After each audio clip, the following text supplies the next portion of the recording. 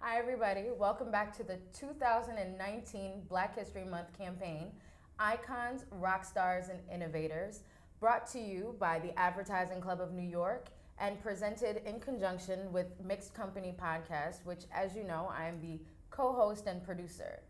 And I am here with Tiffany R. Warren. Tiffany, welcome and thank you for joining us. I am honored to be here. Thank you so much.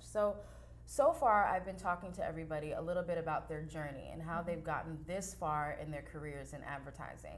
Would you mind sharing a little bit about your story with us? Sure. How much time do we have? I don't know.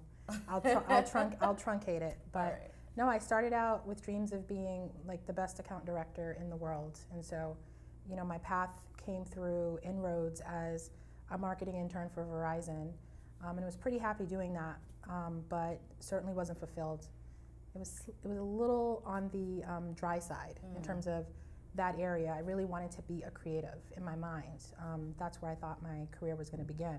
But then I loved the business side. So I came into the industry of advertising through the traffic department of Ingalls, Quinn & Johnson as an intern. It's definitely a theme that we've been hearing in traffic? our interviews. Yep. Oh, I started trafficking. Yep. nice. Okay, well, there's a thing then. Maybe there should be an alumni association, but obviously that department may or may not exist. It's probably project management now. But that's how I started. So I got to see all aspects of the agency and settled upon account management.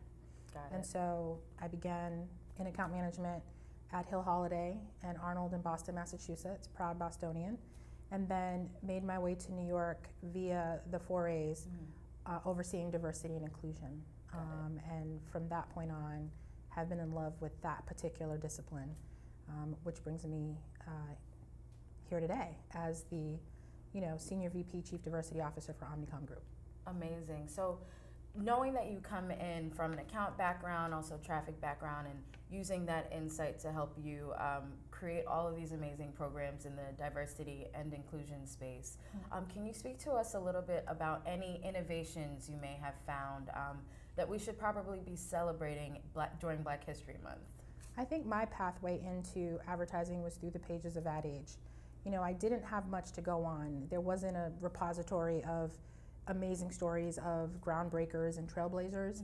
There were stories and in a lot of cases urban myths. You're like, do these people really exist? Got it. But I think what was celebrated was certainly John H. Johnson creating Ebony, and then from Ebony creating almost cottage industries to support Ebony. But I think my sort of heroes were in the pages of Ad Age, and Deidre Smalls Landau, who is over at IPG, was one of the first women of color that I saw in Ad Age, and I was obsessed. Her career was incredible. At the time, she was a group account director for Grey. I believe it was on one of the beauty accounts, and I could not believe someone like that existed. And so I scoured the article about her career and the things that she thought about, and certainly how she was featured, and built my career on that. And that's what I wanted to do. So I think it's so important that we record and archive the history, because if that one article and that one bolded name inspired me, I can imagine hopefully some of the things that we're doing now is inspiring this generation and the next generation. Amazing.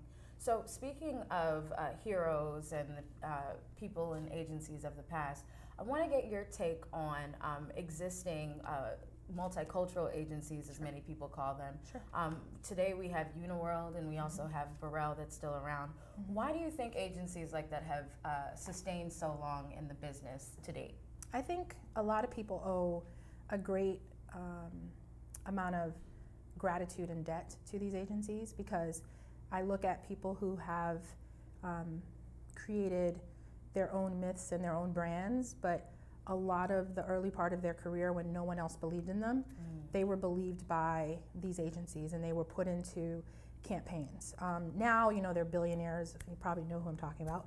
But generally, we had someone who just passed away, Barbara Proctor, and she founded an agency, Proctor & Gardner, and she supported a lot of, celebrities and brands of color, and did it as a woman of color in Chicago. Right. And, her recent passing, and when I read the article of her career, I was just astounded about all the things that she did to really love on Black culture and amplify it. So I do think that the maintenance and the sustaining of these agencies are really important, because even with the best intentions, there's still something really special and unique.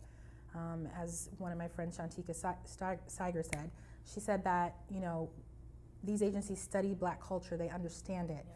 They have not only an affinity for it, but they understand it in a way that can't be understood anywhere else. So, you know, I myself, I can draw a straight line to the way that they celebrated culture to the way that I celebrate the different cultures today. So I'm very grateful to those agencies. I still am. Amazing. Yeah. So I just want to go ahead and, on behalf of those of us who are making our way through the advertising industry as young Black women, to thank you for your contributions to the business and everything that we look up to. So thank you for joining us. Thank you. Thank you guys for watching, and stay tuned for more from the Advertising Club and Mixed Company podcast. She's awesome.